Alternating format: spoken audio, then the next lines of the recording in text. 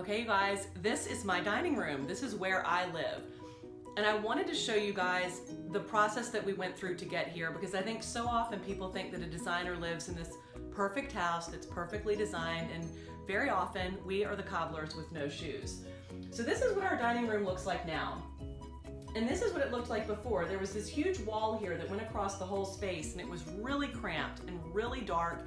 And when you're in row houses like I live in Virginia, sometimes it really does feel like you're living in the barrel of a shotgun. And we wanted to blow that wall out and make it much brighter. But when we did that, we ran into a lot of structural issues that ended up costing a ton of money, and it just blew the budget right out the window. And I had to start thinking really creatively about how I could make this work. The first thing that I thought that I had to have were these beautiful custom bookcases that I designed with beautiful millwork, and they were as expensive as a car. So that just went right out the window. And the creative solution that I came up with was this way to cantilever books on the wall. And I'm linking you in the buying guide to exactly where to buy this so that you can do it. It's so inexpensive, and everyone now loves it, and it ended up being one of those happy accidents that happens in design sometimes. But I love having books in a dining room because it shows what you love to read. It's a little glimpse into who you are, and it kind of prompts conversation around the table. And let's be honest, I don't read very many books. I like to watch Bravo, but my husband is a genius, and so most of these books are his. But he's happy, and it worked within the budget. And the next thing that we had to do was the light fixture that was here before was this brass-tastic heinousness. It was like a reproduction of colonial gnarliness, and I killed it. But the chandelier that I really wanted, again, was the cost of a car, because champagne taste, caviar dreams. What am I saying? Champagne taste on a beer budget. It's what I mean. But killed the brass-tastic chandelier, and this is what we found. And this is a great tip. I found this chandelier just neglected and ignored in the corner of a flea market. No one thought it would amount to anything. It was broken, but I took it, had it cleaned and rewired, and I think all in, this sucker was like 400 bucks. So that's a little tip from your good friend Ann.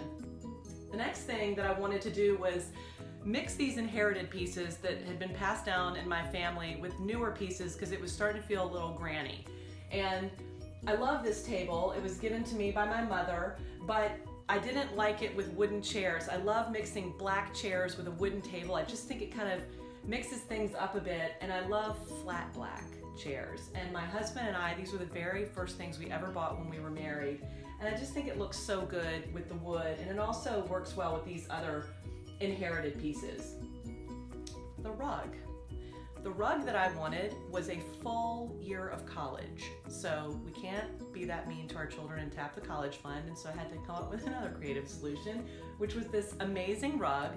It's so well priced, it's all wool, it's reversible, but the main reason that I love doing a fairly economical rug like this is I have little girls, we entertain a lot, and if I have something too expensive on the floor, then I become this crazy woman and I spaz out if anyone ever drops spaghetti.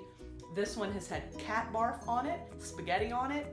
Clean that up with a little resolve and it's done. And I know that if it ever does get truly ruined, it's no big deal because it wasn't that expensive. Hello, Josh Manis. This is the most amazing artist. I found this at First Dibs in New York when I was shopping for another client project. He makes the coolest collages. You're going to fall in love with him. And I gave it to my husband last year for a Christmas present. The reason I love it is it's very unexpected in a dining room. It totally is a conversation starter, and it's just completely bad. And then this last little thing that I wanted to show you guys is mixing things that you don't always think would go together. My husband found this on the side of the road. It's just a little hunk of wood that had 4 random holes drilled in it, and I was like, great, let's use it as a vase. And I put old spice jars in it that fit perfectly, and now we've used it forever, and I love pairing it with these very precious, very important terrines that were passed down in my family. I think it's such a cool dialogue with itself. And then these vintage eggs were my grandmother's and my grandfather's. They used to collect eggs in every country that they would travel to, and so my husband and I have started the tradition ourselves, but it's a very unique centerpiece that no one else is going to have. It's kind of walking down memory lane at a dinner party. You can talk about what eggs came from where, and we mix them with these really craggy old candlesticks that we got backpacking on our honeymoon in Belize. So this was how I made my own space work. It's definitely not finished. I ran out of money for the plantation shutters, so that will come down the road, but don't be afraid to just make the change. Don't always think you have to have the money right away. There are a lot of creative solutions to make your house amazing. So I hope you guys have fun doing this in your own dining room, and please don't forget to follow us on Instagram, Flawless Design for All. Vanity check. Deliciousness. Delicious. But, was that okay? Are you sure? You're sure? Are you sure? Can I watch it really fast? No. All right, can I watch them now? Yeah. Okay, can we delete this footage? I'm gonna start over one more time. Okay. Delicious.